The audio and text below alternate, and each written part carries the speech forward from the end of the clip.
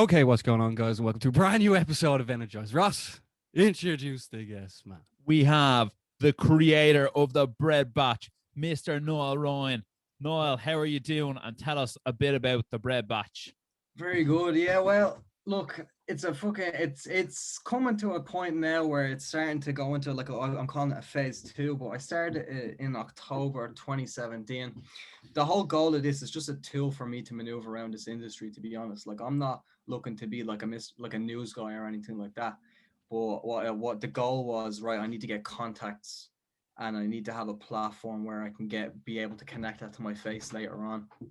So basically, I've got to the point now where I've achieved that goal. Like, I don't know, has anyone hit America the way I'm hitting it in the influencer scene in Ireland? I don't know. I don't know. But like, we got Logan Paul, we got Jake Paul, KSI. Like the UK and the US, I've basically got every influencer that matters from both sides. So that was the goal from the start. So I'm like, right, I got them. Time to move on to phase 2. And what phase 2 will be inserting my name into the picture. So. And tell us a bit about that. How did you go about meeting these guys and getting in with them? So how I started from the beginning was I was just kind of reporting I was like, right, how am I going to make a platform? I started originally just kind of posting like drama that went on between the YouTubers and stuff. Then I saw this KSI Joe Weller fight, and this was the first ever like YouTube boxing like event that was big. Like, it was basically the first one, and I was like, right, I'm going to approach this like it's a big UFC fight coming up. So that's how I kind of went about it. I started promoting it, like pushing it hard, making posters, doing like if your team Joe Weller, kind of like the UFC do. I basically kind of took their template for a fight week and rolled with that. So I think I was like one of the first, probably the first media outlet to really like push it in a way where, because I could foresee, I knew where it was going. After Mayweather McGregor, I was like, this thing is going to take off on another level. And I knew McGregor and Mayweather opened the floodgates, and I knew influencers would hop on that trend. So when Joe Weller KSI happened, I knew it was just going to get bigger and bigger and bigger. So that's why I was like, right, I'm going to promote this like it's already on that level. And then obviously, so KSI saw it, Logan Paul saw it, and they like kind of, all these other people started seeing me promote these fights in this way from the beginning. And they were like, right, they reached out to me then, and they were like, they liked what I was doing, and they started kind of pushing my stuff from the beginning. So I wasn't really reaching out to people. I was kind of just making people reach out to me through the work. That makes sense. To be honest, no, it is absolutely brilliant what you're doing, because like it's funny the way that Niall was saying stuff there, Ross. It's sort of like us. We sort of, with the fights, we're sort of each week is a fight week. But no, what you're doing is great. And then obviously checking out Logan Paul's podcast and like some of the other lads, they reference you a good bit. I remember I messaged him saying they're calling you Neil, but Niall, that's what they look Niall. It's the Irish, it's the Americans trying to say the Irish names. But no, what you're doing is great. And even the way you like edit the stuff, it's absolutely brilliant. Like, did you do a course in this as well? Because it's funny how you've literally put yourself into like it's what you call it, the mainstream. Yeah, it's a funny thing about the course thing. So like, so leaving cert didn't go my way with the maths. So I was like, well, all right, what the fuck am I gonna do? So I went and done a PLC up in Drogheda, and I did that PLC. But then I was like, I knew how to do Photoshop already, because I used to do YouTube as a kid. Like, I used to do like gaming videos when I was like 12. So I kind of learned how to do a thing or two on this like paint.net thing. But I was like, right, I'm gonna have to learn Photoshop if I want to get good at this. So I kind of started teaching myself. And then obviously I did the PLC. I did that for like 2 months, and I kind of learned what I needed to learn there. And then after a while, I was like, right, we were moving on to like coding and all this other shit. And I was like, fuck this. The teacher went to the bathroom, and I just bounced. And at least you had your manners about it. You didn't want to get up and leave in the middle of giving the lecture. Yeah, exactly. I just said, talk to us later. I'm not coming back. I'm going to get fucking famous on the internet. So I said to myself. So I went, and then I'd be telling my mom I'm going to college every day. So I'd wait till she leaves for work. All right, she's gone. I went up to the local Costa Coffee, and I'd sit there for hours watching Logan Paul, Jake Paul, all these people. I'm kind of learning how they're doing things, kind of learning out. Like, I could see deeper into what other people are looking at. Other people are like seeing cringy vlogs, but I was kind of looking at like what they were doing, the reactions they were getting, and I kind of just started. I basically went to college for social media. It was my own college though, so Costa Coffee was my college campus. Basically, that's what I looked at. Did you get a 1-1? What? Yeah, well, I'd say so. I think I'm graduating, man. I think I've graduated recently. I got my first paycheck recently for the bread batch, so I think I'm coming a long way. Yeah. And come here, what do your mom and dad make of this? Because like our parents don't really understand even the podcast element things. What do your parents think of that? Like, you're basically the hub for online influencers to go to on Instagram. Like, do they understand it at all? Yeah, well, at first, when I first like and like everything, and they found out I dropped out and all that shit, they were like, "What the fuck?" And then they're kind of just the thing about my parents is they let me do what I want to do. That's what like I'm happy with that. They said they were confused. They were like, "What the fuck?" But they kind of pushed me on to just. They said, "Look, see what you can do with this, but it's on you if it fucks up." Do you know what I mean? So they let me do what I had to do, but they went from kind of confused to now complete. Like my mom will be asking me what's happened with Jake Paul and all this shit. Like she knows if I'm slacking, like I'm out with the lads or some shit, and I'm like, I'm not in the humor of posting today. My mom, I'll get a WhatsApp message from my mom, post. She'll just say post. So I'm like, it's gone from a bit confused to annoyingly supportive. So that's how it's gone. No, that's And great. That's great. What do they make of when like they're like, oh, we're gonna fly Niall out somewhere, or like Niall's going to the biggest events in the world and he's like a VIP at it? Like, what do they think of that? They're happy out, yeah. They're fucking like fair play. Like I think when they started realizing it's becoming a real thing as well. Recently, when I did my first like major deal, because I was always like, I never really wanted to do like brand deals and stuff. I was kind of like, I'm gonna do it in a way where like my first paycheck's going to be a big deal. So obviously I'm working with Social Gloves in this event for the YouTubers versus TikTokers in June. So they've seen that and they're starting to realize it's becoming like a business and it's becoming like a real thing now. Obviously I had to put that graft in for 4 years and obviously that was fucking hard. Like that was Yeah, tell me about it. yeah.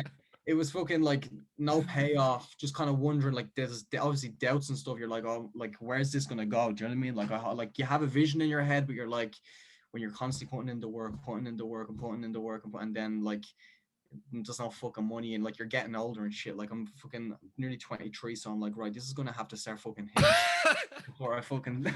We're about 30, man, so like we know exactly how you're feeling. Like, yeah, do you know what I mean? You're kind of just like, right, this better start paying off soon, or I'm gonna say fuck this and go work somewhere. Do you know what I mean? But recently it's become like a real thing, so that's what I'm excited about. yeah. No, I love looking at the hustle because, like, obviously myself and Ross are always looking for people on the up, whether it be athletes or people doing something like on social media, and like you're definitely killing it. Like, are you a one-man band there? Yeah, you are, well, and so like, like, right. People think I have a team because of the amount I post and the amount I do and all that shit, but literally, so my schedule now is literally. So a lot of the time I'm on like California time, so sometimes I'm up till 6 a.m. Yeah. It depends, like if Jake Paul wants to go crazy on a day or not. If Jake Paul goes crazy on a day, I might be up till 7 a.m. If he doesn't, I might get a nice early sleep. It depends on what they're doing. But my schedule right now is like I'll sit here for about 4 or 5 hours and just post. Then I go train. I do my boxing training.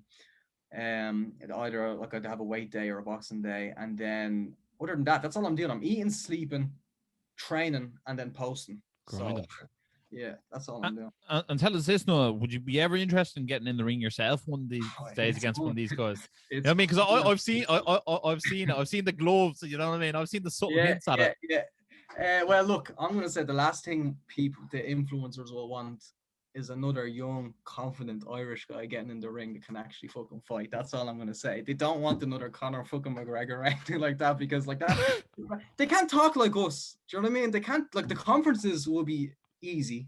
And people have said it to me, like Deji, I talked to Deji, and Deji says, I would not want to be at the other end of the year in a fucking press conference because I know everything about everyone. So, but I definitely 100%, that's where I'm going with this because like it's a way for me to branch out because I don't want to be just like a red batch guy.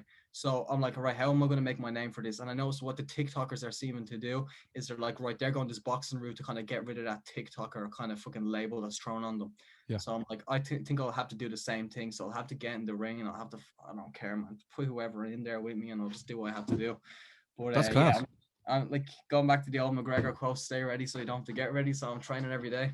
So Ross, what do you make of that? Like first of all, what Niall's doing is unbelievable as well. But then like also being like knowing that he could get in the ring as well and then just branch out even more. What do you make of that? Well, first of all, Niall, I'm like totally not in the YouTube world. Like I don't watch Jake Paul, I don't watch Logan Paul. Barry watches quite a bit of. Well, he stays in the loop on what's going on, right? Yeah. And then sometimes Barry follows me, but I'm so much more in the loop about what's going on because of the bread batch. I rang Barry the other day and go, what you make of that knock between Stromedy and Bryce Hall, right? I thought it was absolutely hilarious. Like I know, and this happened recently. Like, so I was in my mate's house, and we're like, "Yeah, we're having a little get together for the Jake Paul fight," and he's like a big MMA fan. He goes, "Can't believe I just said that," but yeah, that's happening. So like, it's cross. I think it's starting to make its way in now. Yeah. I do it all the time. Like I ring Baz and I go, because like I'm very much into MMA, and like at one stage I was so against like this fight, right? Jake Paul versus Ben Askren. And I was saying to Baz, I go, can't believe we have to cover this fight, but like we have to cover it because there's massive interest in it. But I think I've finally come to terms where I can separate it from there's professional boxing, there's professional MMA, and then there's this like sort of celebrity, I suppose you call it professional boxing because they're getting a paycheck from it. But you know what I mean? If you separate that into its own thing, I'm okay with it, if that makes sense. 100%. It's more of a show than anything. Do you know what I mean? And the way they're even doing it, I don't know if you've seen like the way Triller are doing their events. And I'm sure Social Gloves, they're going for the same vibes as well, where there's music artists showing up and it's like they call it the circus. It is a fucking circus, but it's a fucking, everyone likes the circus, so fuck it, let's go and watch the fucking circus. You know what I mean? But by the way, exactly. The promo for this, I think it was a Triller one with like Snoop Dogg and Jake Paul and stuff in it. I was like, that's a fucking brilliant promo. I was like, I'm actually excited to watch that.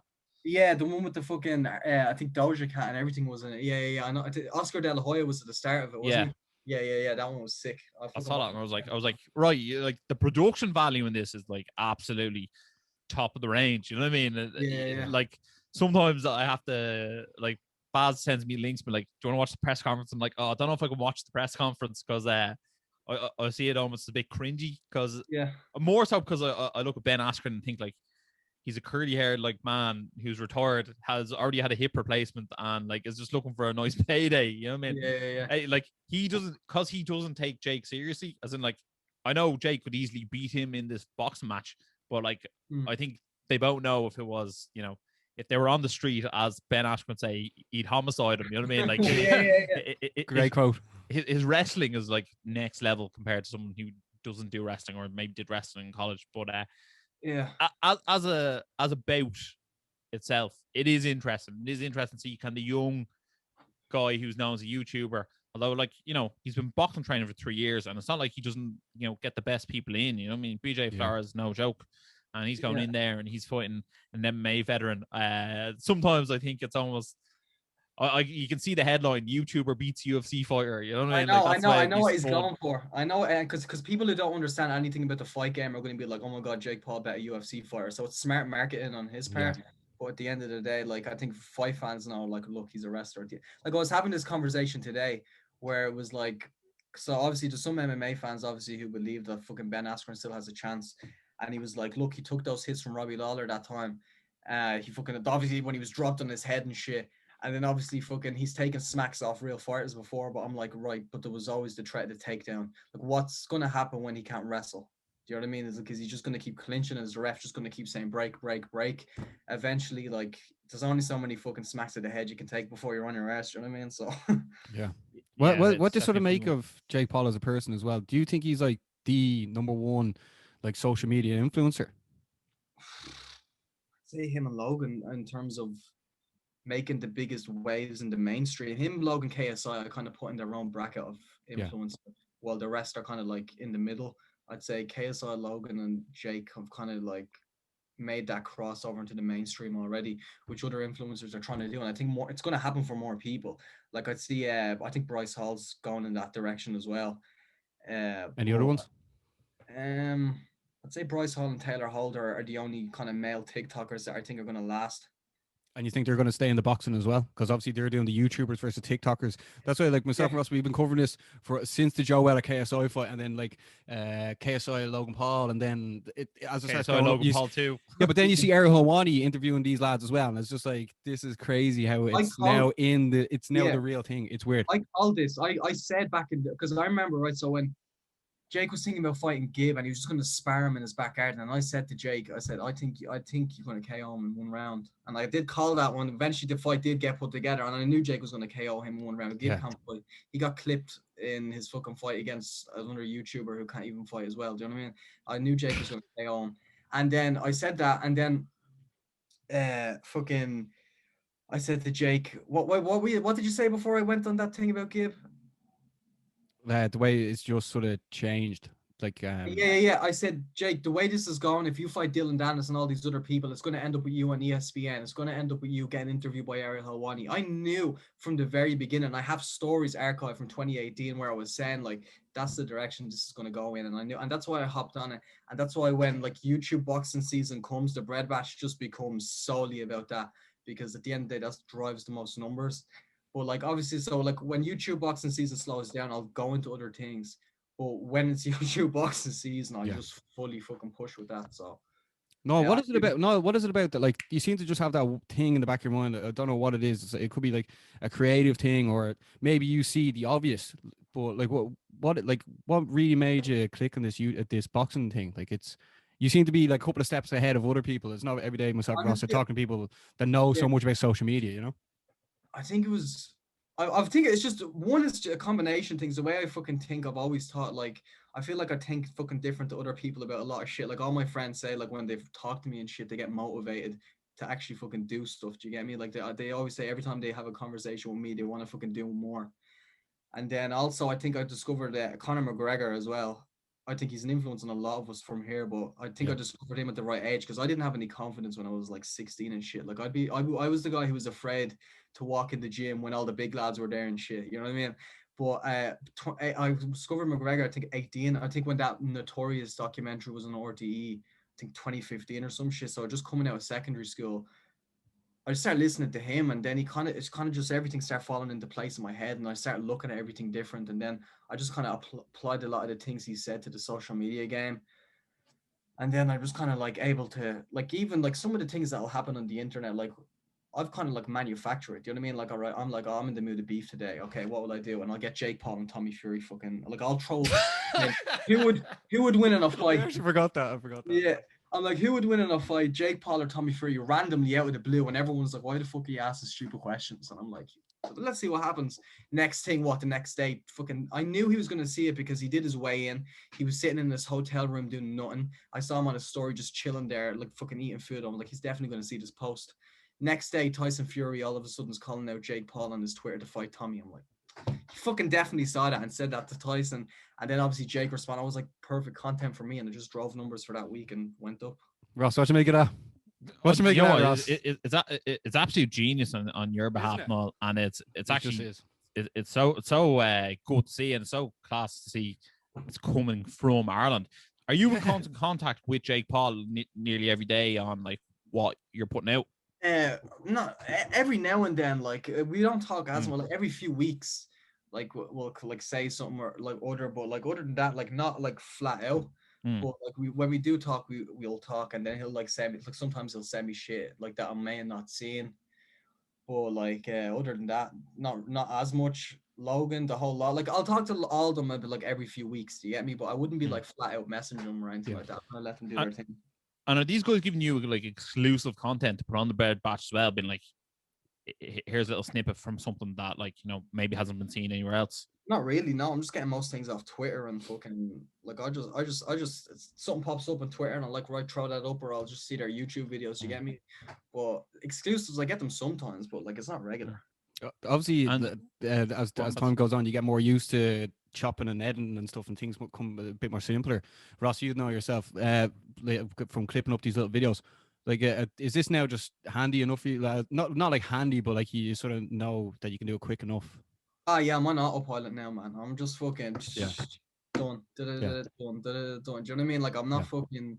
It's pretty like the only things that will take a bit of time are like if I do like a training edit or something like that. But other than that, it's kind of just like the template's sitting there on like on a minimized tab.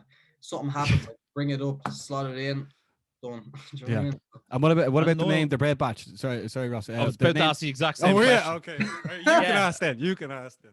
Oh man, honestly, people ask me that question, and I'm like, I don't fucking know. So we ran like a randomizer, like a name, because I was trying to come up with a name for it, and I was like, we're on those like word randomizer websites and shit, and I was like, well, the goal of this is to make bread. So I was just like, what goes batch? Well, that's good at the bread batch. So I just fucking named it. Do you know what I mean? I didn't put too much thought into it, but No, that's pretty good. That's pretty good. And another thing I had to bring up as well, we had Dylan Moran on, and he was called out by Jake Paul. Was this before or after? And then Brad Brat shared it, and we like things like blew up. Like that was like our most viewed video. I remember I was in touch with you after saying like cheers for that, but it was pretty cool, Ross, wasn't it, to be featured on that? And we ended up on like Hollywood Fix and stuff. Tell the story, Ross. Will you? Yeah, I think we had Dylan Moore on, and obviously Jake Paul put out the picture of him and McGregor saying that, you know, he was a scrub and that he got knocked out or whatever. And then Dylan called out Jake, and he called him out on our show, and we sort of clipped it up. We put it out on our social, and then obviously we sent it on to yourself at the bread batch. And No. That someone else sent it to Niall.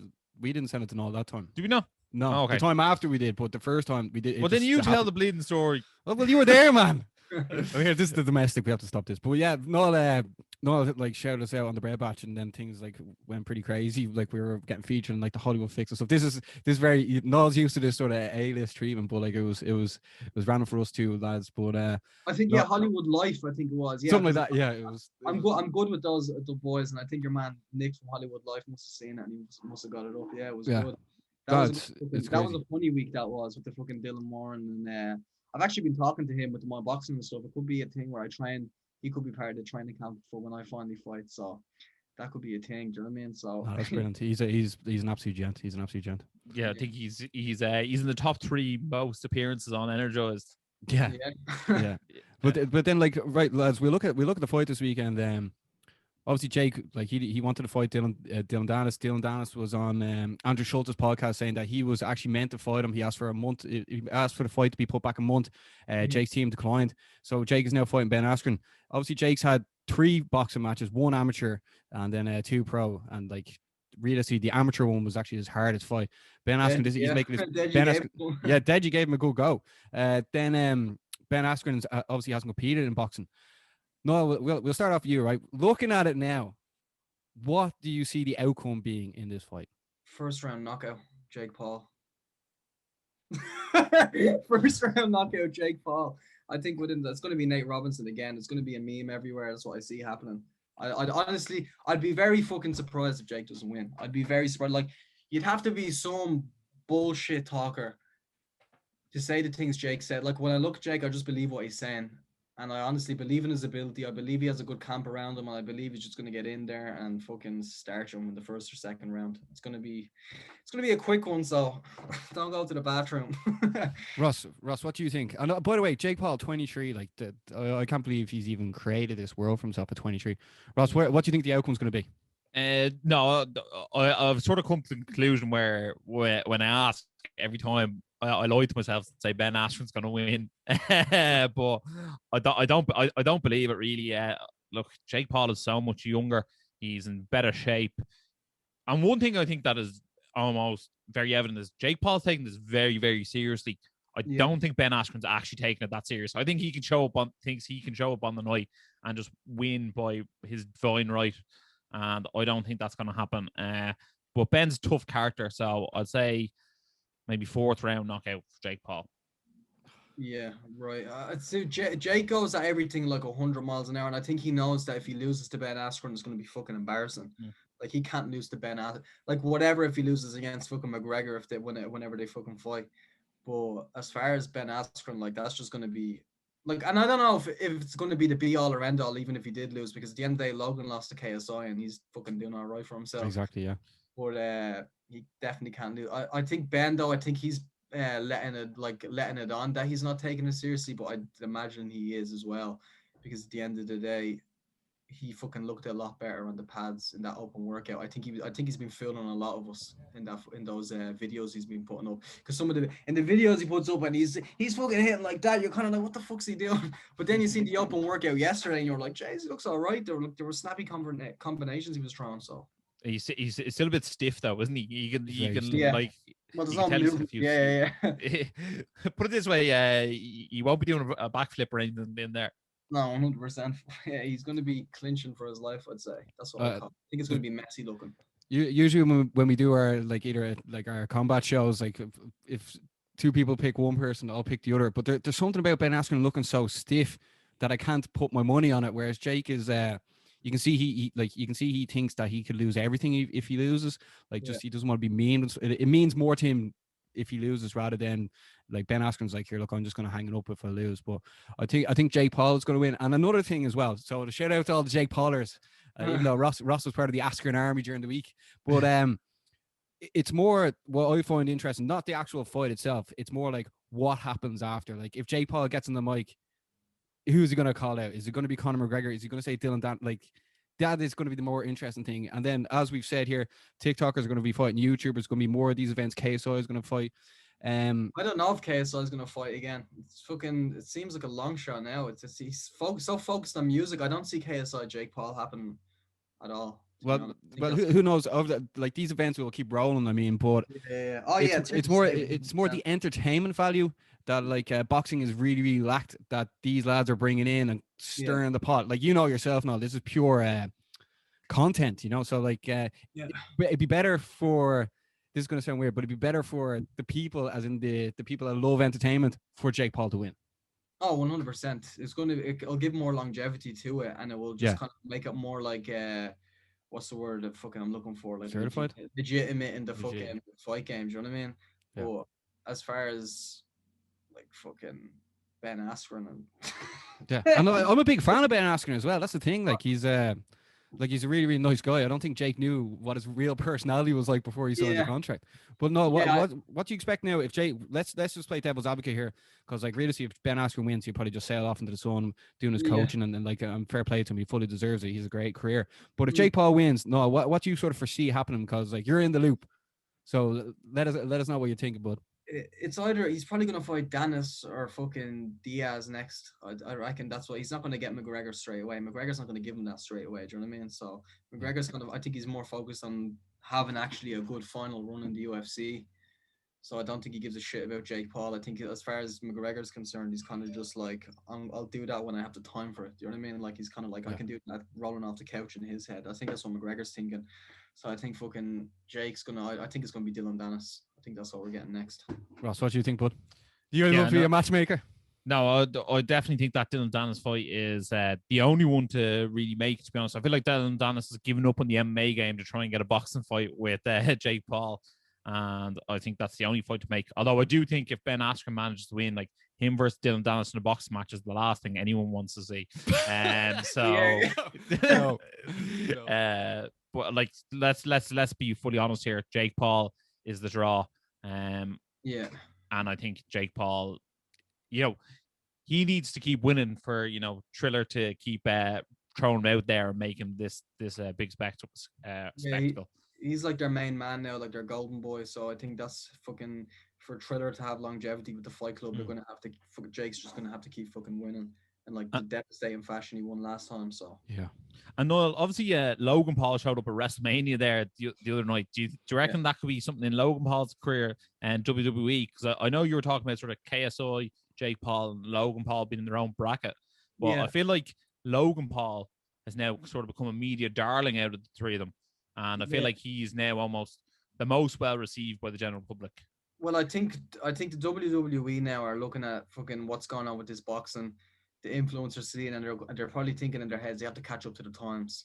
Do you know what I mean? Because WWE is kind of like, who the fuck watches that anymore? Yeah, it's dying off big time. Yeah. Yeah, it's like because you ever look at it now and you'll say, I've seen that 10 years ago. They do the fucking same storylines over and over again. So to make it interesting, I think what's going to happen is going to be KSI and Logan, the WWE. I actually said it to my mate, my PT, while we were training. I said, I bet you that's one they do. A few days later, a fucking interview pops up of the WWE kind of nudging Logan, saying, would you do a fight with KSI in the WWE ring? And KSI will for sure jump on that. I know he loves the fucking, like, all his old YouTube videos and everything was, like, he had wrestling skits and everything. So I can see that one. Yeah. Paul, KSI, WrestleMania. I'll fucking watch it. I can't believe, like, I can see it as well, and I can see Conor against Jake Paul as well at some stage. It's the entertainment scene is so weird. No, this is like, you must be literally licking your lips, being like, the next 10 years, like, you'll be living it up. Oh, 100%, and that's the plan. So the plan then is to insert myself into the scene then as well. Do you know what I mean? Like, in my head, the way I look at it is I'm in that bracket of KSI, Logan Paul, Jake Paul. That's the way I look at myself. So like I've done my job with the Bread Batch. The goal was to get the contacts and get the fucking fuck the contacts and the money. I'm fucking doing that now. So I'm like, right, time to move on to level 2, which is going to be through doing things like this, the interviews, other things, and then eventually when I get the opportunity, because there's been talks and there's been things said here and there. When I get the opportunity, I'll be ready for that, and then that's when I'll start branching out, doing different things. But I had to make sure I had the lifestyle to be able to fucking vlog it. Do you know what I mean? Who wants to see a vlog? Like, I could have vlogged. What am I gonna do? Vlog me in Balbriggan and just fucking strolling about. So I'm kind of ready to move ahead with that, and so I am ready for the next 10 years or so, whatever this industry has. And I like the way it's going. It's going the way I want it to go. It's all the things that interest me. The fucking influencers, seeing the fight game, fucking everything is just kind of bundling up into one thing. So it's perfect for me. Yeah, Ross, I think I'd agree with that as well. Just the way the world sort of got to fight the game, the way we're covering everything as well. I think it's working out nicely for us as well. The next few years, once we're allowed to go to events again, I think it's going to work out pretty nice. Yeah, well, I think now, especially during the pandemic, UFC stock went up really, really high, and boxing stock went up high when that followed suit, and it carried on. And I think now on BT Sports, like they're like football and then MMA, like they're the two biggest sports, and I think boxing's not far behind, especially with like Joshua Fury on the open up, and like Eddie Hearn, who like basically runs half of boxing, he knows about these things. Like he promoted KSI versus Logan Paul, and he won't be adverse to doing them again in the future. And Oscar De La Hoya is on board with this as well. You know what I mean? He's a big promoter in the States. Did you hear on the board news with about him? Is he fighting Eddie Alvarez? Apparently. Yeah, apparently. That's what's been talks. That's going to be a fucking weird one. Yeah, definitely. Especially considering, like, I don't see either of them as, like, I'm not, like, dying to see their press conference. I think half the battle with these guys is you need to be, like, wanting to watch the press conference. Yeah, You know what I mean? for sure. And that's what I think that's kind of a big problem as well with the influencers as well. Not a lot of them can show up and do it on that level, which is why I put kind of KSI, Logan Paul, and Jake Paul in their own bracket. But like a lot of these influencers show up to some of these conferences and they're just, you kind of just see, you're like, yeah, you're not very good at this. Do you know what I mean? Yeah, Like, yeah. You have to be able to do it all. Or if you can't do it all, just get the fuck out. Do you know what I mean? And you know what? And Sometimes it's more important to be actually able to talk the talk than walk the walk. Yeah. You know what I mean? Like, you have to be able to, because, being able to walk the walk is no good if you can't put the bums in seats. Yeah, no, for sure. And that's what I think that's the problem with boxing. Boxing was having for a while now, and I think that's why it's kind of getting rejuvenated. That's what Mike Tyson said, that this influencer boxing and what's going on now is bringing it back, because boxing was at this weird stage. Like, obviously it was getting more entertaining with like Fury and like Wilder and Joshua, but like how long is that going to last? And then like you look at the other divisions and you're kind of just like, who cares? Do you know what I mean? Like, so unless you're actually like a die-hard boxing fan and you kind of care about the skill aspect. But I think the thing is, though, a lot, like 90% of the audience is always are fucking casuals. Like the hardcore always like to say casual, but like most of the time it's fucking casuals watching these big events and that drive the numbers. That's where the money is. The money's in the casuals. You know what I mean? If you base your business off just hardcore fans of your sport, you wouldn't last very long. You need to make the people You need to make the people who don't generally have an interest have that interest. Yeah, and that's where the money is. 100%. I think that's what WWE done so well back in the day, and I think a lot of the industries have taken from that, and they're kind of like fucking. That's what like a lot of these press conferences are like fucking shows now. Do you know what I mean? I think Conor fucking changed the game for sure. I think absolutely. It's only evolving as well. Like, who knows what the landscape's going to look like in a couple of years, Yeah. Well, I think if you look at the UFC pay-per-view model, you know what I mean? Anytime UFC do a pay-per-view, they're probably going to get 300,000 boys, no matter who's on the card. That's just what they'll generally get by their hardcore fans. And then you see like Masvidal, and you get like 1.2 million. You see Nate Diaz, you might get 1.3. You see Conor McGregor, and you get close to 2 million. You know what I mean? Like, these guys are the ones who people are like drawn to, and that's what actually makes the company money. And Triller have that in Jake Paul. You know what I mean? Yeah. Who knows? Depending on how much is this pay-per-view now, do you know? $25, I think. Yeah, I'm not sure. I think they were saying $50. I think it was standard, or I'm not sure. Okay. And sorry, do you have a $23.99? Do you have an estimate on what they're sort of projecting to sell? Well, I haven't a clue, but I saw that Chael Sonnen is predicting it sells $1 million. Yeah, well, I wouldn't be surprised. Oh, like that's what I'm looking at, and I mean, if he can sell 1 million pay-per-view boys, that will definitely pique Conor McGregor's interest, because Conor will also think that, and he probably will be able to, that he could almost fight Jake Paul in between camp.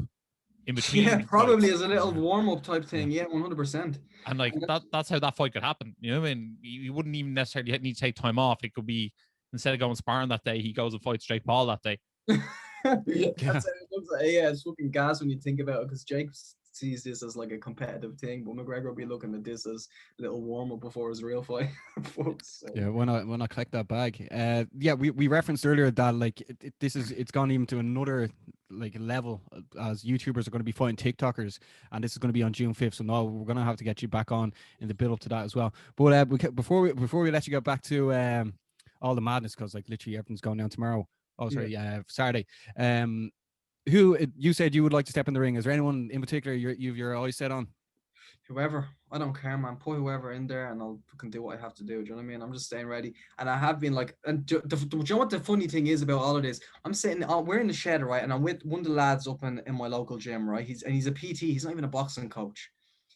And I swear to God, I'm looking better than fucking. So I'm learning so quick, and the way I learn is I'm a visual learner. So I can look at fucking Floyd Mayweather in the bag, notice certain movements and shit, and I kind of just replicate. It's always how I've been. Like, it's how I learned to fucking dance when I was younger. I can do the Michael Jackson shit. You know what I mean? So I kind of took that kind of way of learning and put it into my boxing, and it's working. Like I showed it to two people. The recent footage. I showed it to Dylan, and I showed it to a girl I know, Chloe. She's an All-Ireland champion, and she said she was impressed. Dylan said it's a decent start. So it looks very good. He said, I just need to fucking practice my movement. But I'm like, if I'm looking all right to boxers without a fucking boxing coach and just kind of looking at a few YouTube videos, I said, once I get in there in a proper camp, like I've been talking to Owen Roddy and a few other people about potential things in the future, I swear to God, I feel like I'm going to clean house. And I'm fucking ready for it. I can't wait. I'm raring to get in there. So I'm excited. I will say it's a cool, it's a cool sort of field to be in, being like going to fight someone who also was only like training to fight for that fight. You know what I mean? Yeah. It's almost doing like white collar boxing on the largest scale possible. Yeah. If that makes sense. That's basically what it is. Yeah. That's what, like, I think KSI Joe Weller is the biggest ever white collar boxing event in the UK. Yeah, that was probably in the world, man. Probably in the world. Yeah, I'd say so. On a larger scale, yeah. Ross, before we wrap things up, is there anything else you want to say before we wrap things up?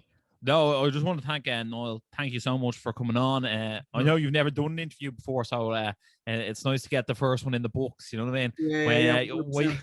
We actually tried to arrange this about a year ago. Do you know that? I got in touch with Niall about a year ago, and then he was like, wait, but now it's perfect time. I'm ready to go now. I wasn't ready then. I needed another year, so I'm ready to go. Stay ready, when you're over on your yacht in Miami, you know what I mean, and you're there on ESPN doing your interviews, you can always be like, the first one was with the Energized show. But who knows? We could be on ESPN interviewing you there. So I saw you got that recent UFCs or the documentary. It was fucking sick. Cheers for actually saying that. Yeah, we were on the UFC 259 countdown video, and then we were just found out again we're going to be on the UFC 261 Masvidal Usman one as well. So like we're literally just it's you know what, it's just great to see someone else's grind, and then you can feel you understand the grind. You know, people that don't put all, like so much time into this. You really understand, because literally you just fucking build up of small like, work, and eventually you just fucking reap the reward. Yeah, so. And it's not just one interview. Like you get that interview, but then you have to keep going. You know, it's so crazy. You know, it's such a crazy game. But I'd highly recommend it for anyone. But no, where can people find you? Let the people know. Instagram's my main. It's Niall Ryan. That's fucking where I'm sitting all the time. Do you know what I mean? Like, I'm sure the Bread Batch people will know, but as far as my personal, that's going to be the main focus going into next year. So it's just it's Niall Ryan on Instagram, and that's it. It's Niall Ryan. Is there anything else over the next year that they should definitely watch out for as well before we wrap it up? I'll let them anticipate it, because I have a lot planned. So I'll let them anticipate it. That's one active brain right there. You know what I mean? There's a lot going on in that head. I say you find it very hard to sleep, man. What? But, I say you find it very hard to sleep. You're constantly like coming up. Don't get to sleep, man. I'm lucky if I sleep. I love it. Right. Okay. So everyone, thanks a lot for tuning in. We're all predicting that Jake Paul's going to win. I think it's going to go to decision. I think Jake's going to start strong and then sort of fade away a bit, but he'll probably still win it. We all think Jake Paul's going to win. It's going to be so interesting to see what happens after, because like this is entertainment, and that's why we all love it. But if you are new to the show, make sure to like, make sure to share, make sure to subscribe, make sure to comment, and as always, stay energized.